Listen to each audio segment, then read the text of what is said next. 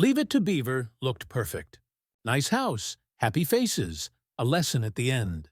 America loved it. Lots of people watched. Reruns kept it going. Later, the movie brought the story back to movie theaters and new fans. But behind that happy picture were problems the people who made the show did not want you to know. Hard choices on set, pressure on the actors, a script that pushed the rules. One episode caused real trouble, and people talking quietly in the studio. Some fixes were fast, some secrets lasted for years.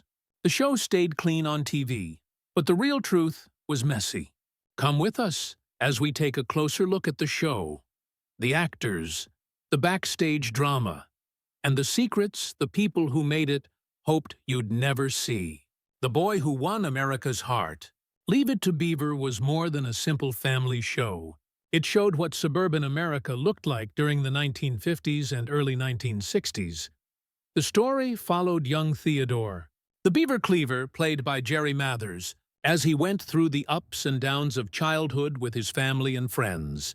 The show was really good at showing what it truly felt like to grow up in a middle-class home during that time. Beaver was innocent, curious, and sometimes got into trouble.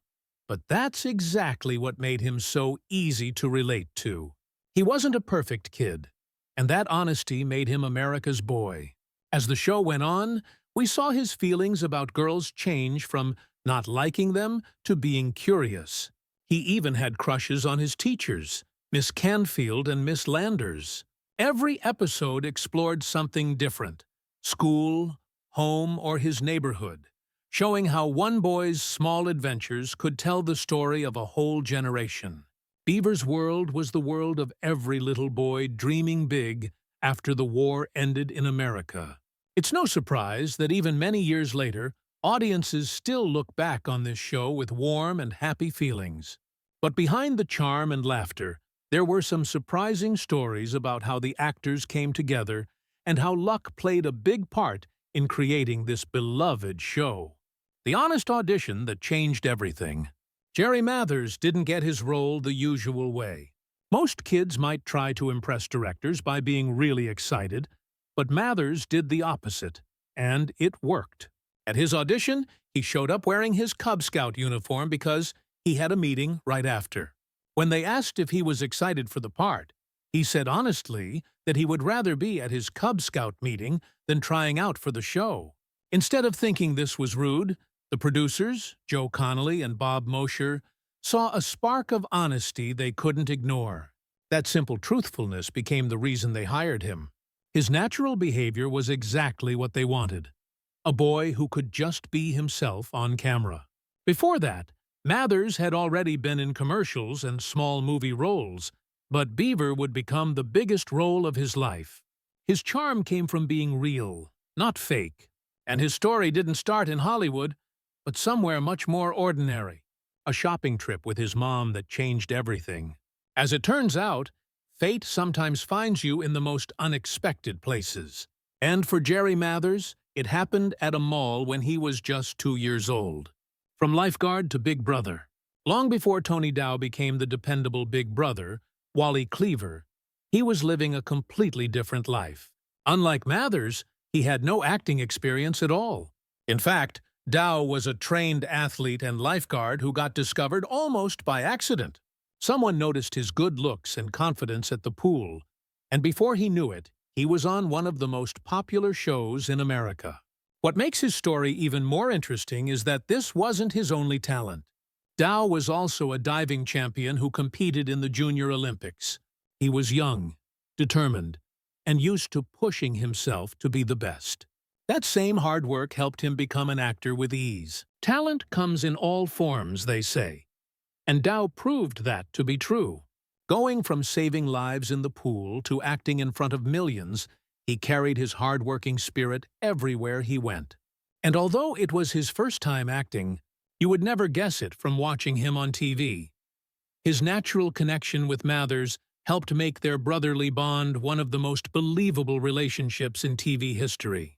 But even as their fame grew, the people behind the scenes knew how dangerous fame could be for young stars.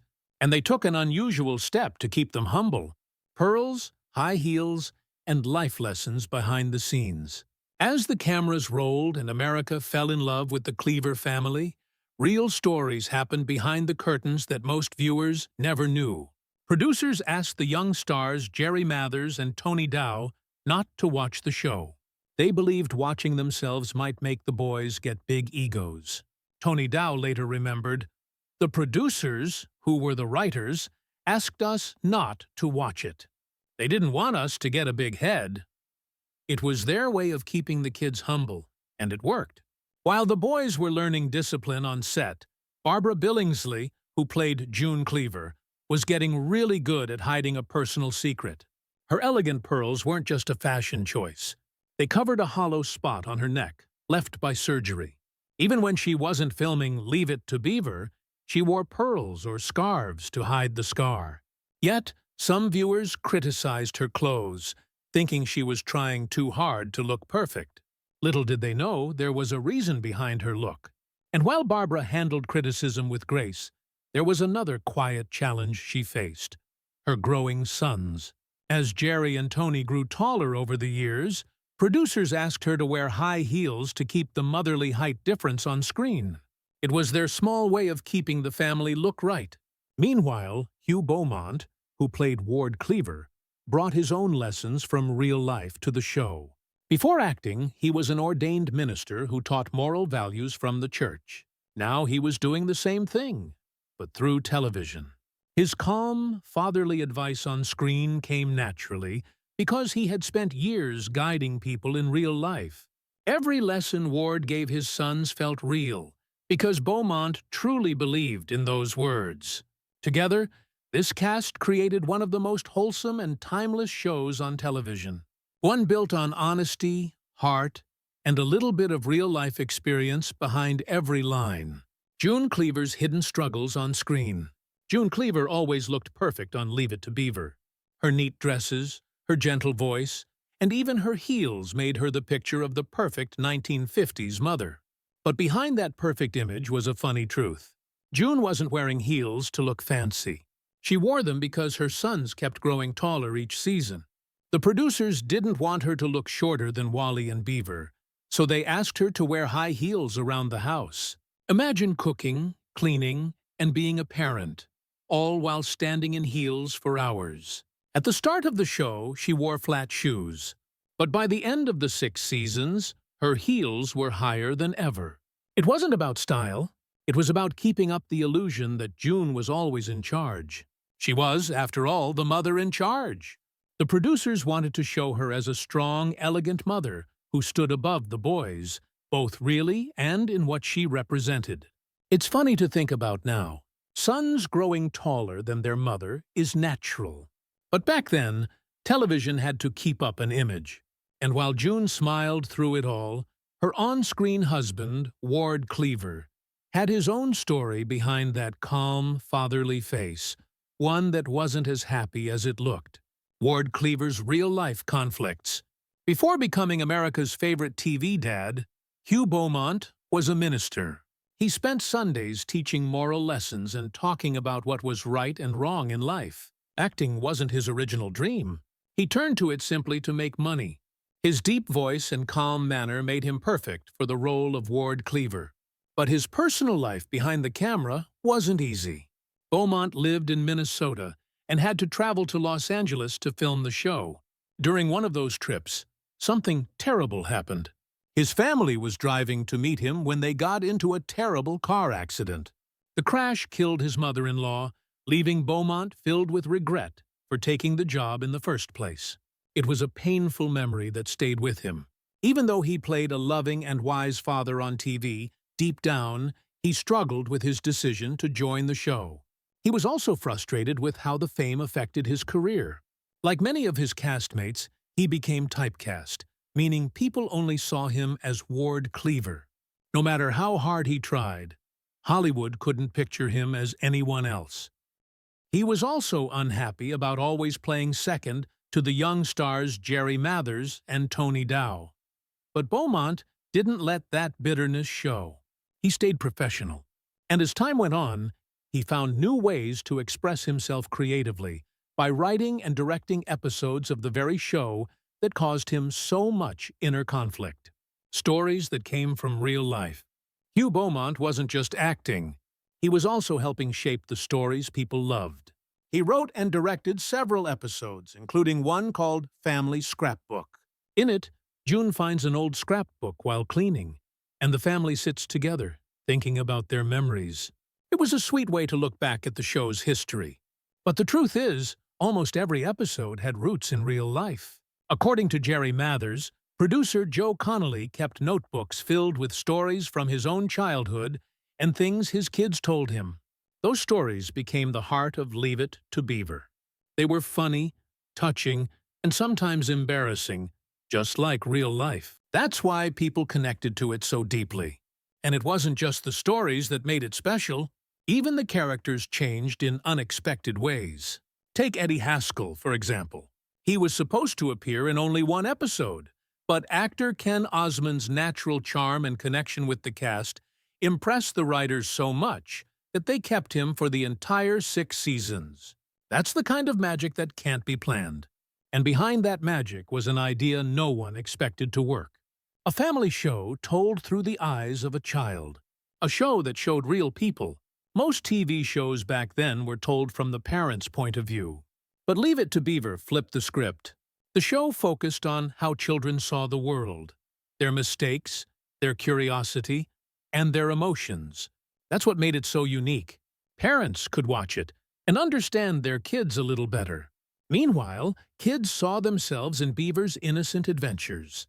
And while the show looked picture-perfect on screen, real life for the actors wasn't always so neat. Barbara Billingsley, who played June, lived a very different life off-screen. She wasn't a housewife. She was a single mother raising 2 children after her husband died.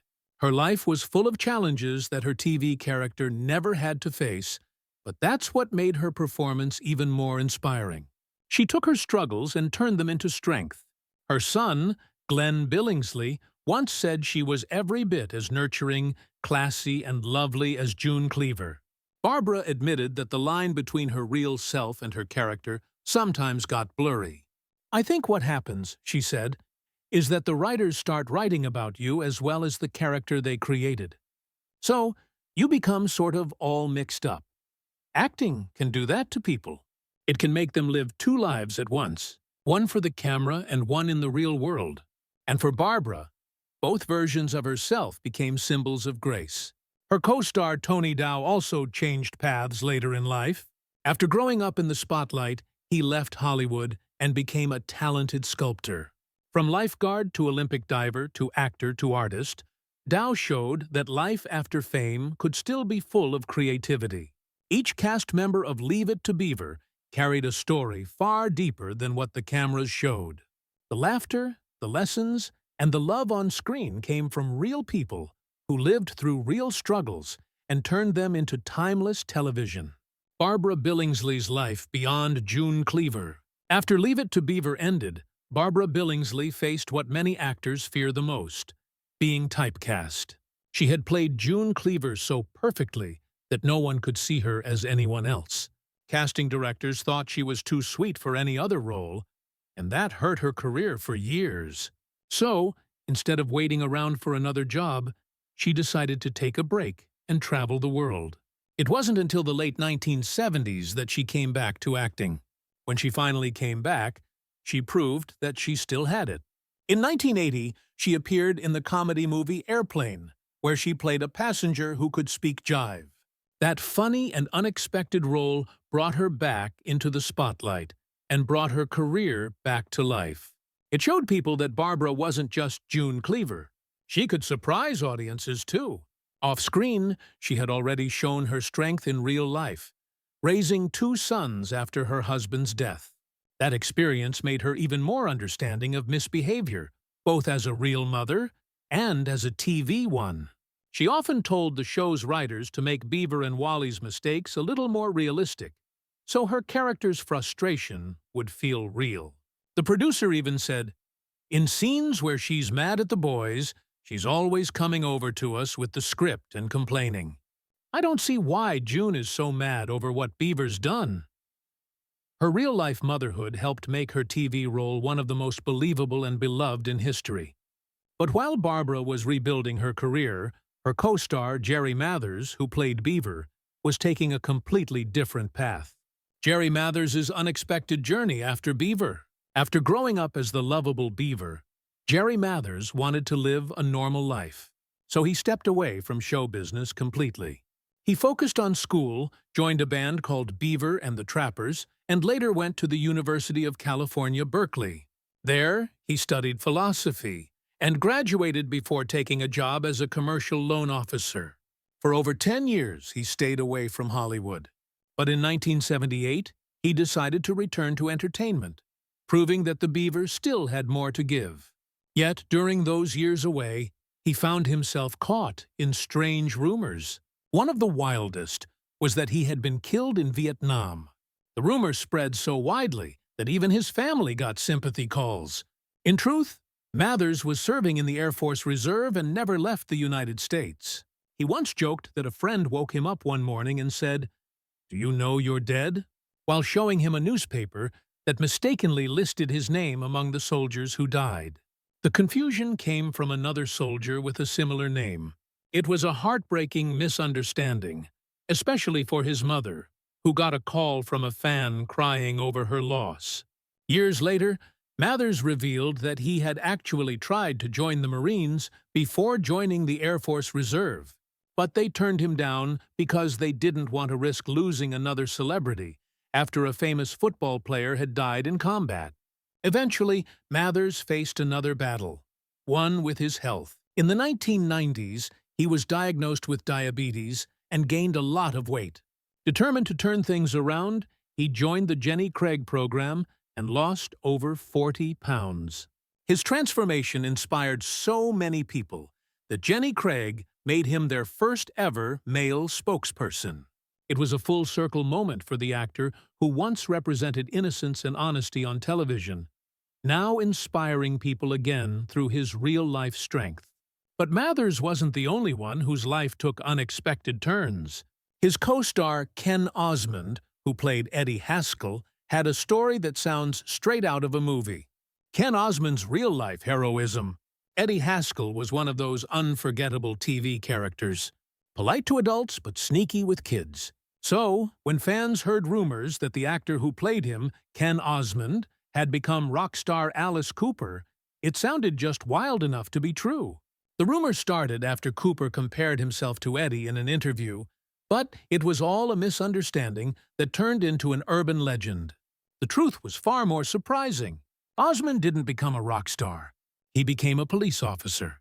After struggling with being typecast, he joined the Los Angeles Police Department and spent years serving as an officer. To avoid being recognized, he even grew a mustache. He worked in both the motorcycle and drug divisions and put himself in dangerous situations every day. One day, during a chase, he was shot 3 times by a suspected car thief. Luckily, his bulletproof vest saved his life. The incident was later featured in the TV series Top Cops, showing just how heroic he truly was. After recovering, he eventually retired and later wrote a book in 2014 about his experiences. Osmond lived a quiet life after leaving Hollywood, proving that sometimes the biggest stars don't need the spotlight to make a difference. He died in 2020 at the age of 76, leaving behind a legacy of bravery and dedication. His transformation from mischievous Eddie to real-life hero showed that people are more than the characters they play. But not all former cast members chose such a big life change. Some simply took a different creative path, like Frank Bank, who played the unforgettable Lumpy. Life after Lumpy, and lessons from the Cleavers. Frank Bank's character, Clarence Lumpy. Rutherford was known as the awkward bully who picked on Beaver. But in real life, Frank was very different. He played in 50 episodes of the original series and later returned for 101 episodes in the new Leave It to Beaver. After that, he stepped away from acting and became a successful stockbroker. In 1997, he published his autobiography titled Call Me Lumpy, My Leave It to Beaver Days and Other Wild Hollywood Life. where he shared his wild personal stories, including one claim that he had been with over 1,000 women. It was a shocking confession from someone once seen as goofy on TV. Still, Frank admitted that being on the show deeply shaped his ideas about family and love. He said, "I wanted normality. I wanted that Cleaver existence." He married his high school sweetheart and had 2 daughters living the peaceful family life he once acted out on screen. His words showed just how much the show influenced not only the audience, but the actors themselves. That same wholesome spirit carried over into Barbara Billingsley's real life as well. She often said that June Cleaver's kindness and patience became part of her own personality. Her son Glenn even said she was every bit as nurturing, classy and lovely as June Cleaver, and we were so proud to share her with the world. She once explained that over time, the line between herself and her character started to blur. "I think what happens," she said, "is that the writers start writing about you as well as the character they created. So, you become sort of all mixed up." That blending of reality and fiction made the magic of Leave It to Beaver last for generations. Every member of its cast lived a life filled with lessons, love, and change. And together, they proved that sometimes the end of a show is just the beginning of a new story. The young stars and their moms. Larry Mondello, Beaver's close friend, was played by child actor Robert "Rusty" Stevens. He appeared in almost 70 episodes, and fans loved his funny expressions and clumsy charm. But suddenly his character disappeared from the show. Many thought it was because his family moved to Philadelphia after his dad took a new job. But there was more to it. Barbara Billingsley later revealed in a 2000 interview that Rusty's mother caused serious trouble on set. She said, "We all loved Rusty so much. He was so good in that role, and unfortunately they had to let him go because his mother was such a pain." She went on to say that Rusty's mom would constantly go to the producer's office to make demands until they finally decided to remove him from the show. It's a sad example of how a parent's interference can hurt a child's acting career, but not every mom on the set was a problem. Jerry Mathers and Tony Dow's mothers were there every single day, making sure their sons were treated well and staying grounded. They didn't try to control the show. They were simply there for support. It helped the boys separate real life from the make-believe world of television. Having their moms around gave them comfort, especially when scenes got tough. Imagine being a kid actor and knowing your mom is just a few feet away cheering you on. It kept them both confident and calm. And speaking of mothers, Tony Dow's mom had quite an interesting Hollywood background of her own. Tony Dow's talented mother and Hollywood's boldest scene. Tony Dow grew up surrounded by the movie industry. His mother, Muriel Virginia Dow, worked as a stuntwoman in early Western films and was even the stunt double for actress Clara Bow. It's no easy job to take dangerous falls and risky moves for someone else, but Muriel did it with grace and bravery. Maybe that's where Tony got his calm and fearless nature from, even though he had no acting experience before Leave It to Beaver. His mother's Hollywood spirit must have inspired him. But Dow's story wasn't the only one turning heads behind the scenes. The show itself made history for something completely unexpected, showing a toilet tank on TV. Yes, you heard that right. Back then, even something as ordinary as a bathroom was considered inappropriate to show on television. When Leave It to Beaver aired a scene featuring a toilet tank, the network censors almost banned it. To them, it seemed too indecent for family TV, but the producers stood their ground, and the episode aired, shocking audiences, but also setting a new standard. It was the first time a toilet tank ever appeared on television. While that might sound silly today, it was a small step toward more realistic storytelling. The show was always trying new things, and that bold move helped it break barriers. But one thing the creators refused to reveal was where the Cleavers actually lived. And that mystery became part of the show's magic. The town with no name and a familiar look. Across 6 seasons, one question stayed unanswered. Where exactly did the Cleaver family live? Their town was called Mayfield, but the creators never said which state it was in. This was done on purpose. The goal was to make Mayfield feel like it could be anyone's hometown. Peaceful, safe, and filled with friendly neighbors. It was meant to be every town in America. The streets, the parks, and the houses all looked familiar to viewers, giving them a sense of comfort. The set itself was built on the Universal Studios backlot, and the famous Cleaver House still stands today, used in other shows and movies. It became an icon of classic television. But to make the world of Mayfield even more believable, the creators used real footage from towns across the United States, including a few shots from Skokie, Illinois.